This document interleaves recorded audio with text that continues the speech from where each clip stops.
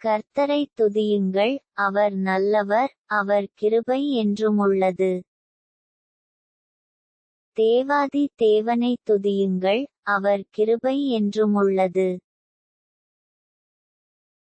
கர்த்தாதி கர்த்தரை துதியுங்கள், அவர் கிருபை என்றுமுள்ளது. ஒருவராய் பெரிய அதிசயங்களைச் செய்கிறவரை துதியுங்கள், அவர் கிருபை என்றுமுள்ளது. வானங்களை ஞானமாய் உண்டாக்கினவரை துதியுங்கள், அவர் கிருபை என்றுமுள்ளது. தண்ணீர்களுக்கு மேலே பூமியை பரப்பினவரை துதியுங்கள், அவர் கிருபை என்றுமுள்ளது.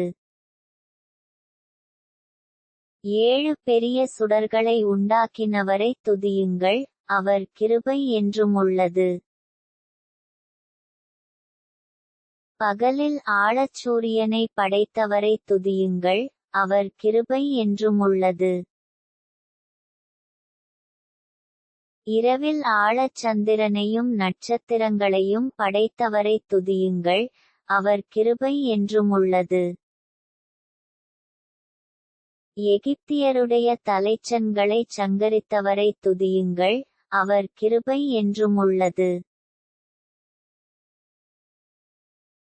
அவர்கள் நடுவிலிருந்து இஸ்ரவேலை புறப்பட பண்ணினவரை துதியுங்கள், அவர் கிருபை என்றுமுள்ளது. பலத்த கையினாலும் ஓங்கிய புயத்தினாலும் அதைச் செய்தவரை துதியுங்கள், அவர் கிருபை என்றுமுள்ளது. சிவந்த சமுத்திரத்தை 2 பிரித்தவரை துதியுங்கள், அவர் கிருபை என்றுமுள்ளது. அதின் நடுவே இஸ்ரவேலை கடந்து போக பண்ணினவரை துதியுங்கள், அவர் கிருபை என்றுமுள்ளது.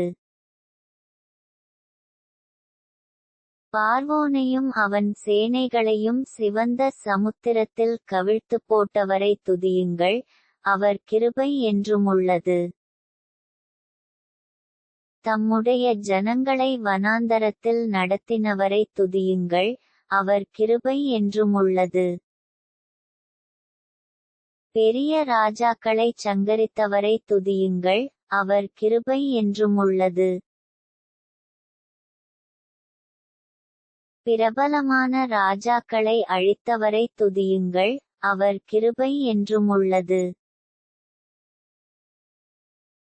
எமோரியரின் ராஜாவாகிய சீகோனை அழித்தவரை துதியுங்கள், அவர் கிருபை என்றுமுள்ளது. பாசானின் ராஜாவாகிய ஓகை அழித்தவரை துதியுங்கள், அவர் கிருபை என்றுமுள்ளது. அவர்கள் தேசத்தைச் சுதந்தரமாக தந்தவரை துதியுங்கள், அவர் கிருபை என்றுமுள்ளது. அதை தம்முடைய தாசனாகிய இஸ்ரவேலுக்குச் சுதந்தரமாகவே தந்தவரை துதியுங்கள், அவர் கிருபை என்றுமுள்ளது. நம்முடைய தாழ்வில் நம்மை நினைத்தவரை துதியுங்கள், அவர் கிருபை என்றுமுள்ளது. நம்முடைய சத்துருக்களின் கையிலிருந்து நம்மை விடுதலை பண்ணினவரை துதியுங்கள், அவர் கிருபை என்றுமுள்ளது. மாம்சதேகமுள்ள யாவுக்கும் ஆகாரம் கொடுக்கிறவரை துதியுங்கள், அவர் கிருபை என்றுமுள்ளது. பரலோகத்தின் தேவனை துதியுங்கள், அவர் கிருபை என்றுமுள்ளது.